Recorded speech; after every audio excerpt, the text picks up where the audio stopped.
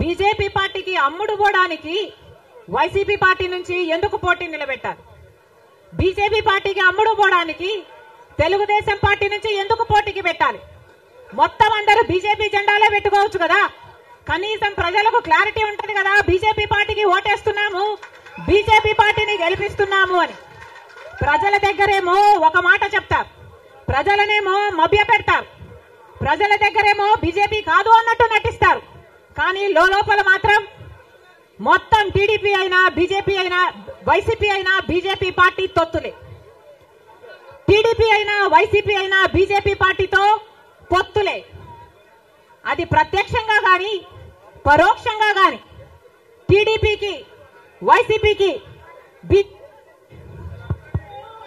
పొత్తు ఉంది అన్నది నిజం.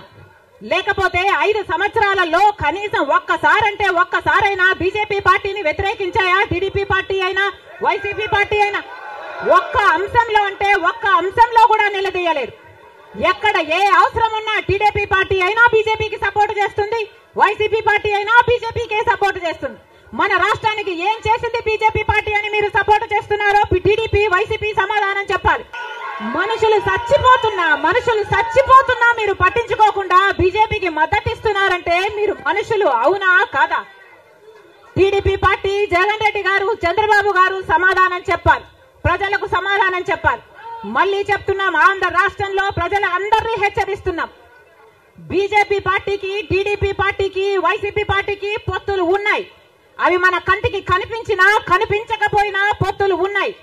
గత 5 సంవత్సరాలుగా చూశాం. టీడీపీ ఎంపీలైనా వైసీపీ ఎంపీలైనా బీజేపీకే మద్దతు ఇచ్చాయి. ప్రతి అంశంలో వాళ్ళ పక్కన నిలబడ్డారు. ఆఖరికి మణిపూర్ అంశంతో సహా బీజేపీ పార్టీకి తెలుగుదేశం పార్టీ వైసీపీ పార్టీ మద్దతు ఇచ్చిన మాట వాస్తవం. ఇప్పుడు షర్మిలమ్మ తెలంగాణలో తెలంగాణ ప్రజల కోసం, పాలేరు ప్రజల కోసం ఆవిడ అక్కడ పార్టీ పెట్టి 4000 కిలోమీటర్ల పాదయాత్ర చేసి తెలంగాణ ప్రజలను ఉద్ధరిస్తానని చెప్పి, రాజశేఖర రెడ్డి బిడ్డనని చెప్పి, రాజశేఖర రెడ్డి గారి ఆశయాలు సాధిస్తానని చెప్పి అక్కడ ఏం చేసిందో తెలంగాణ ప్రజలు, ఆంధ్రప్రదేశ్ ప్రజలు కూడా చూశారు. అక్కడ ఆవిడకి 0% ఓటింగో లేదా 1% ఓటింగ్ ఉండేది. ఆ పార్టీ ఇంకొక 0 ఓటింగ్ ఉన్నటువంటి పార్టీలు విలీనం చేసి ఇక్కడికి వచ్చి ఆవిడ మళ్ళీ ఇక్కడ కూడా సేమ్ డైలాగులు, ఆంధ్రప్రదేశ్ కోసమే పుట్టాను, ఆంధ్రప్రదేశ్ ఉద్ధరిత పుట్టాను. ఇప్పుడు వైజాగ్లో స్టీల్ ప్లాంట్ గురించి 4 సంవత్సరాల నుంచి గొడవ జరుగుతుంది. ఆవిడేమైంది 4 సంవత్సరాల్లో? 4 సంవత్సరాల్లో ఏమైంది?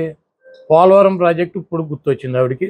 ఇవన్నీ కూడా రాజకీయంగా ఏదో రకంగా ఒక పదవిలోకి రావాలని చెప్పి కాంగ్రెస్ పార్టీ ప్రాపకం కోసం జగన్మోహన్ రెడ్డి గారి మీద నిందలేస్తూ తిరుగుతుంది. ఆవిడ పార్టీ కోసం కష్టపడ్డాను, పార్టీ కోసం ఇది చేశాను అది చేశానని చెప్తుంది.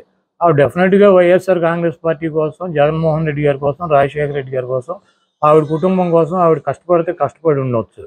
అయితే ఆవిడ 2014 ముందు 2012లో జగన్మోహన్ రెడ్డి గారు జైలుకి వెళ్ళినాక సెప్టెంబర్లో పాదయాత్ర చేసింది.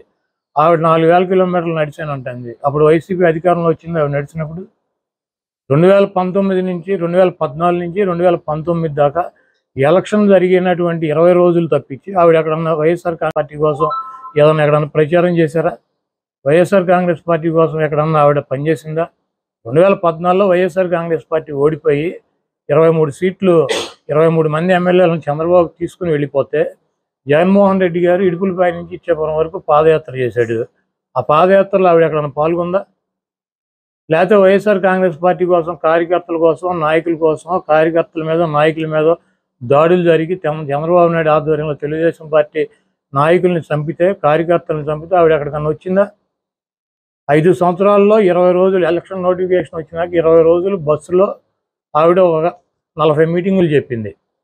ఆవిడ 20 మీటింగులు 20 రోజులు 40 రోజులు 40 మీటింగులు చెబితే వైఎస్ఆర్ కాంగ్రెస్ పార్టీకి 151 సీట్లు వచ్చినాయి. జగన్మోహన్ రెడ్డి గారు 16 నెలలు జైల్లో ఉంటే ఆవిడ 7 నెలలు పాదయాత్ర చేసింది. ఆవిడ పాదయాత్ర చేయగానే ఆవిడ గెలిపించేసిందా 2014లో వైఎస్ఆర్ కాంగ్రెస్ పార్టీని? నేను కష్టపడ్డానంటే ఎవరి కోసం కష్టపడింది ఆవిడ? ఈ రాష్ట్ర ప్రజల కోసం కష్టపడింది, అన్న కోసం కష్టపడ్డాను, నిస్వార్థంగా కష్టపడ్డానని చెబుతుంది. నిస్వార్థంగా కష్టపడినప్పుడు ఇప్పుడు ఈ రోజు వచ్చి 4 సంవత్సరాలకే ఇంకా ఎన్నికలు 3 నెలలు ఉందనగా స్టీల్ ప్లాంట్ ప్రైవేటీకరణ చేసేస్తున్నాడు మోడీ, ఏం చేయాలి? ఈవిడ నిన్న లేఖ రాసింది. మేము ఇట్లాంటి లేఖలు 100 రాసాం.